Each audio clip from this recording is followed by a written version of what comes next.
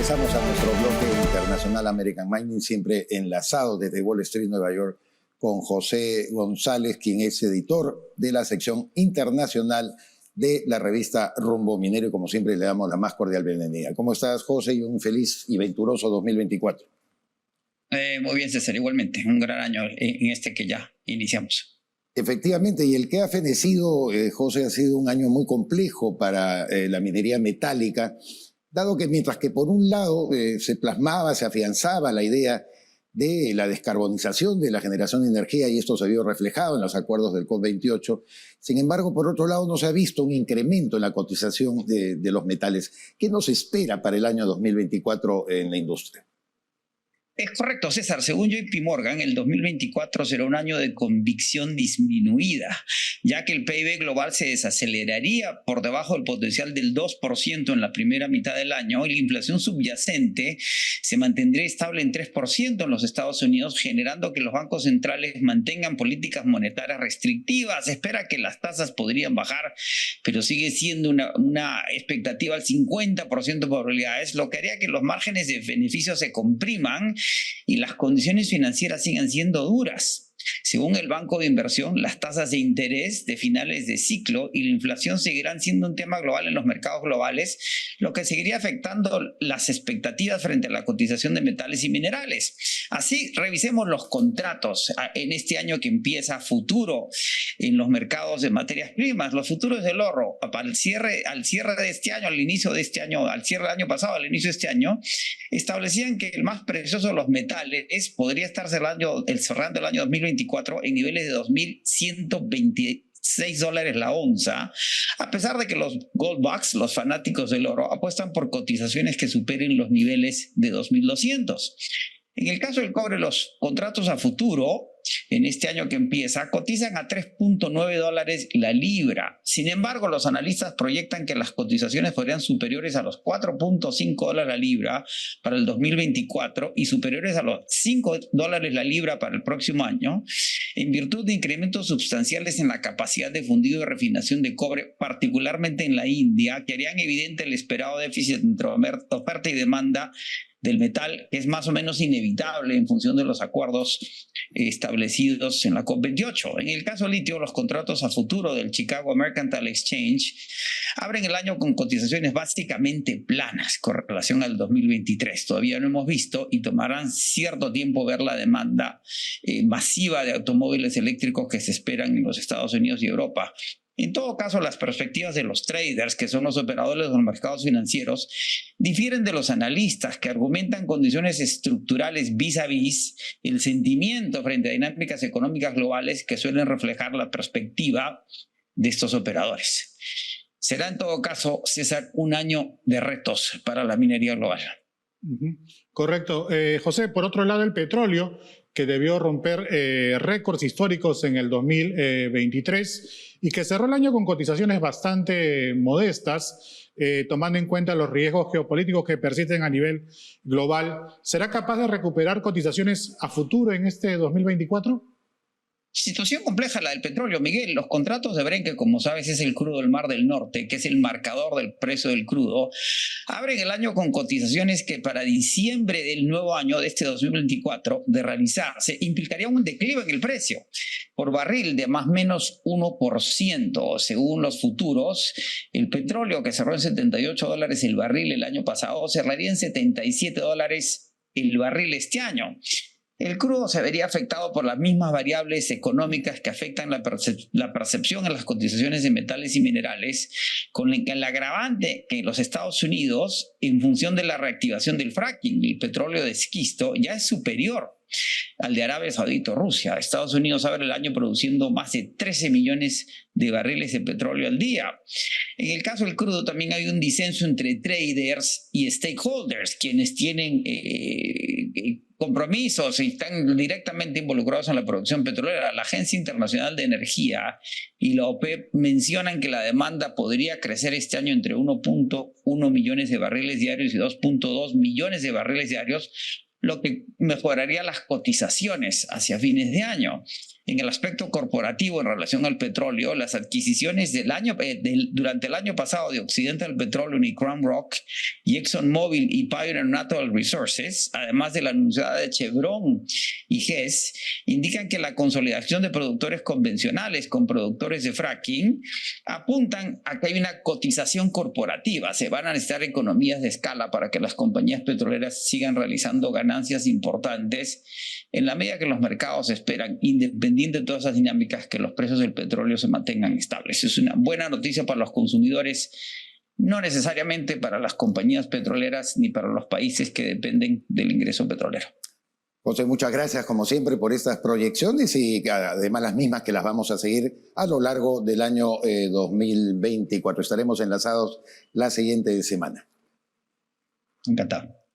Fue José González, como ustedes saben, editor internacional de la revista Rumbo Minero, que ustedes observan aquí en mis manos, sale cada 45 días, pero usted puede acceder directamente a través del internet en la www.rumbominero.com y la descarga de manera absolutamente gratuita. Los comentarios de José González, análisis, proyecciones de todo lo que se viene en el campo minero durante el año 2024 la va a encontrar en la única revista especializada que le brinda una gran información. Activos Mineros AMSAC es una empresa pública peruana con un gran propósito: devolver vida al planeta. Así, estamos dedicados a contribuir al desarrollo sostenible del país a través de la remediación ambiental minera. En AMSAC, recuperamos los espacios afectados por pasivos mineros de alto y muy alto riesgo, que están en situación de abandono o en los cuales el Estado no ha identificado a los responsables. En esta línea de trabajo, hoy estamos presentes en 11 regiones del Perú, con una cartera de 65 proyectos de remediación, los cuales se ubican en diversas fases. La promoción de la inversión privada. En AMSAC representamos al Estado peruano como contraparte de los contratos de transferencia de importantes proyectos mineros. Y además, supervisamos el cumplimiento de los compromisos y obligaciones que forman parte de dichos procesos. Hoy somos líderes en sistema de gestión empresarial, dentro de las 35 empresas de la corporación FONAFE, al contar con las certificaciones ISO 9001 en gestión de calidad, ISO 14001 en gestión ambiental, ISO 37001 en gestión antisoborno e ISO 45001 en gestión de salud y seguridad en el trabajo. En AMSAC, la sostenibilidad y el cuidado del planeta son nuestro ADN y por ello nos llena de orgullo contribuir a crear un mundo mejor a través de la recuperación del aire, agua, suelos y ecosistemas impactados por pasivos mineros. Y así, aportar a 10 de los 17 Objetivos de Desarrollo Sostenible al 2030. Devolver vida al planeta es más que una simple frase para nosotros. Es la guía de nuestro accionar diario, con el cual impactamos positivamente en la vida de miles de peruanos y peruanas, y a través de ellos, en nuestro país. Como lo habíamos anunciado, se encuentra con nosotros Miguel Inchausti. Como ustedes saben, él fue ministro de Energía y Minas y actualmente es director independiente en Candente Cooper. Con Miguel vamos a tratar el tema de liderazgo y acciones concretas contra la minería ilegal. Te damos la más cordial bienvenida, Miguel. Muchas gracias y un venturoso año 2024. Muchas gracias por la invitación. Miguel, en el Congreso de la República, ante ese cierre tormentoso que tuvo y muy rápido, no se ha reparado en que existen 3 proyectos de ley que pretenden ampliar el registro integral de formalización minera, el famoso REINFO, que tanta controversia ha traído porque para muchos analistas ha fracasado en su conjunto, es decir, en el propósito que se había trazado de poder formalizar a una gran cantidad de mineros informales. ¿Cómo consideras que se debe caminar en ese terreno? ¿Vale la pena ampliarlo? ¿Hay que revisar el REINFO? ¿Qué propones tú? Yo lo que estamos viendo es que se necesita no ampliar el REINFO, sino promover un diálogo para poder mejorar la minería artesanal, ¿no? Yo creo que cuanto más se pueda formalizar a la minería artesanal, la minería ilegal se va a reducir, ¿no?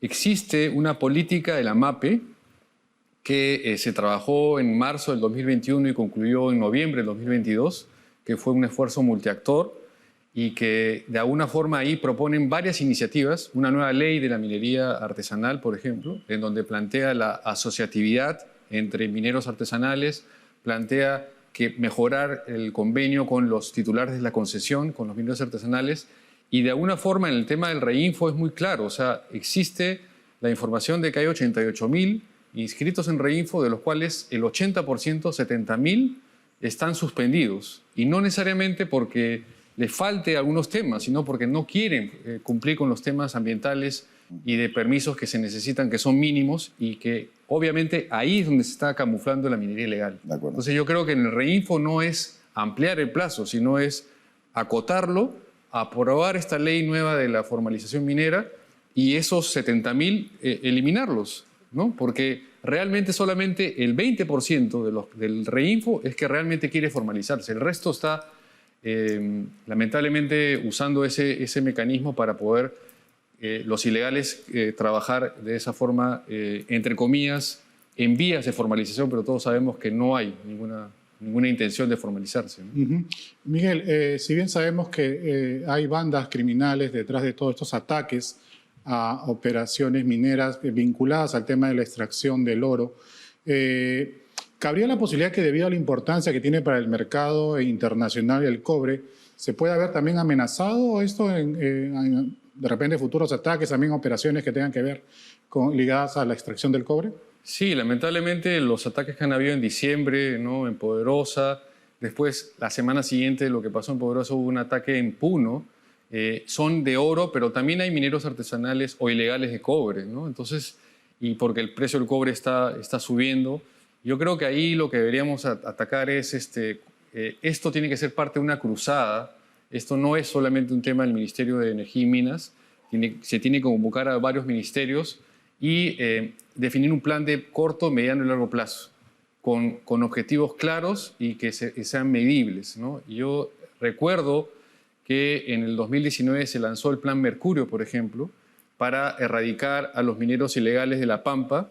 Se invirtió, pero lamentablemente con el gobierno de Castillo eso se redujo a nada, ¿no? Entonces yo creo que el tema de la minería ilegal es un tema que se tiene que trabajar con varios sectores, inclusive el sector privado, y definir un objetivo de mediano y largo plazo, ¿no? El año pasado, Miguel, el Ministerio de Energía y Minas se promulga el decreto 028-2023, que está referido sobre todo a la simplificación de ciertos trámites y ayudar también al adecuado uso del agua en la etapa de la exploración. ¿Crees que realmente la norma está bien dada, favorecerá la exploración minera con este nuevo marco legal? Sí, yo creo que es un paso interesante. Lo que se está haciendo es que los temas de agua con el tema para explorar vaya en paralelo, en forma simultánea. Creo que es una iniciativa interesante. De acuerdo a lo que dijo el ministro, esto también iba de la mano con la ventanilla única virtual, que era para el tema de exploración. Lo que yo recomendaría es un poquito más de sentido de urgencia, porque se necesitan más iniciativas como esas para promover que la exploración sea más rápida y para que los proyectos puedan avanzar de una forma... Lo importante es que detectaron bien, ¿no es cierto?, un ángulo que era necesario abordar bajo este nuevo marco legal, ¿no? Sí, exacto. Y yo creo que ahí el esfuerzo hay que reconocerlo, porque lo que busca es el Ministerio trabajar en paralelo con el ANA para que estos permisos puedan salir en un tiempo más óptimo, ¿no? Miguel, siguiendo por la línea del tema de la exploración, las últimas semanas han aparecido casos de oposición social a la exploración minera, avalados en algunos casos por autoridades locales, a pesar que existe autorización de los gobiernos regionales, como es el caso de Loreto, que anunció que rechazará los pedidos de autorización para la exploración minera en la cuenca del río Nanay, pese a que el INGEMET ha otorgado concesión de 1.000 hectáreas para desarrollar la actividad aurífera en la zona. La semana pasada tuvimos al ingeniero Rómulo Mucho aquí en el programa, en el último programa del año, y él nos manifestó que no estaba de acuerdo en que se desarrolle exploración minera en la selva. ¿Cuál es tu opinión al respecto? ¿Es posible desarrollar minería en la selva? Bueno, en la selva hay muchos temas por proteger y por cuidar, pero yo creo que una exploración con todos los estándares ambientales y técnicos sí se puede hacer, ¿no?, en la selva. Justamente pasa porque los permisos sean de acuerdo a los estándares ambientales y sea bien trabajados y bien en forma participativa y se reconozca la opinión de la gente de la zona. Yo creo que lo mismo que está pasando en Loreto está pasando, por ejemplo, en Ayacucho, en donde en la zona cerca a una laguna, el alcalde ha dicho de que no debe haber minería en cabecera de cuenca, por ejemplo. Es un tema que falta regular. Yo creo que ahí no hay que excluir a ninguna actividad, sino incluir a todas las actividades, pero dentro de un cumplimiento de los estándares ambientales y técnicos, ¿no? Bueno, sí. En ese sentido, yo creo que, y hay que recordar también que la concesión minera es un título que se da en una área, pero de ahí uno tiene que presentar su permiso ambiental y ser aprobado, y en esa evaluación es donde se excluyen las zonas que hay que cuidar, ¿no? Entonces, yo lo que aliento es a que haya mayor diálogo técnico para poder determinar bien en qué áreas se puede hacer actividad exploratoria y en qué áreas no, ¿no? Bueno, Colombia y Brasil han tenido un acuerdo binacional para efectos de controlar la minería ilegal en la zona amazónica, que comparten, por supuesto, y esto ha sido denominado Maloca Grande, todo un operativo que, bueno, también se ha diseñado en base a la destrucción de ciertas maquinarias destinadas al uso, a la explotación de la minería ilegal. Pero ¿tú consideras que nosotros, Perú, podríamos ingresar dentro de esa perspectiva? Porque ya un poco que se está globalizando una acción, digamos, en Sudamérica para combatir a la minería ilegal. ¿El Perú debería participar en esfuerzos de esta naturaleza, crees tú? Sí, de todas maneras. Yo creo que ahí hay que alzar la voz porque, de acuerdo a lo que dice el MEF, por ejemplo, el presupuesto que se tiene para el combate a la minería ilegal se ha reducido, ¿no? El 2019 fueron 119 millones de soles y ahora para el 2024 hay 88 millones de soles. Entonces, yo creo que deberíamos, como ese tipo de estrategias entre países, se debería trabajar. El Perú tiene problemas serios de minería ilegal con el Ecuador, con Colombia, con Brasil, ¿no? Entonces ahí yo creo que ahí yo lo que sugiero es que se debata en un espacio multiactor, por ejemplo, como RIMAI, se pueda reflexionar en torno a cómo el gobierno puede tomar una acción más efectiva, incrementar el presupuesto, coordinar con los países vecinos para hacer un combate serio. Y nuevamente, yo creo que ahí no se trata simplemente de sacar y quemar los equipos, sino de poner unas bases militares y de promover a la minería artesanal que hay en esa zona, ¿no? Perfecto. Bueno, obviamente también el tema de Puno, con el tema de la salida del oro hacia Bolivia, también es un tema que preocupa bastante. ¿Cómo podemos también trabajar ese tema respecto al tema de Bolivia y la salida del oro de forma ilegal? Sí, bueno, ahí todos sabemos de que la producción del oro sale por Bolivia, porque Bolivia no tiene minas de oro y exporta más oro que Perú. En cierta medida se ha incrementado su exportación, ¿no? Yo creo que ahí lo que deberíamos plantear es una cruzada entre el gobierno con el sector privado para poder definir bien cómo combatir esta actividad, ¿no? Como ya lo he mencionado antes, acá se necesita tener un plan de corto, mediano y largo plazo, se necesita incrementar el presupuesto, es preocupante que en vez de incrementarse se reduzca. ¿Le interesa al gobierno de Bolivia hacer un tipo de acción? Bueno, parece que ahí todavía deberían coordinarse más y haber, justamente en estos gabinetes que hay entre los gobiernos ministeriales, debería tocarse ese tema con mayor profundidad, ¿no? No ha habido, no veo que haya un interés de parte del gobierno de Bolivia, y yo creo que independientemente de la posición del gobierno, si es de izquierda o derecha, esto es un tema ilegal, criminal, que debería combatirse entre todos los gobiernos, ¿no? Miguel, como siempre, muchas gracias por tus análisis y sobre todo también las propuestas, porque hay planteamientos en todo lo que has mencionado que deberíamos recoger y que lo vamos a probablemente debatir a lo largo del presente año. Te esperamos en una próxima oportunidad. Ok, muchas gracias. Miguel Inchaustegui, ex ministro de Energía y Minas y director independiente en Candente Cooper, estuvo con nosotros. Vamos con Gabriela Chicoma, que tiene información sobre Expomina 2024. Muchas gracias. Expomina Perú, del 11 al 13 de septiembre del 2024, será presidido por Luis Rivera, vicepresidente ejecutivo de Goldfields Las Américas e integrado por un consejo consultivo de reconocidos líderes mineros que nos apoyarán a lograr una magnífica organización. Destaque su marca a través de los distintos auspicios que ofrecemos en Expomina Perú: oportunidad de networking, participación en actividades exclusivas, promoción en medios de comunicación, entre otros importantes beneficios. Para mayor información, visite nuestra web www.expominaperú.com. Somos una compañía global con más de 40 años de experiencia especializada en el diseño, fabricación y contratación de servicios de todos los productos Race Boring para los sectores mineros, hidroeléctricos y de ingeniería civil. Nuestros productos son exportados a diferentes destinos del mundo. Tumi Race Boring.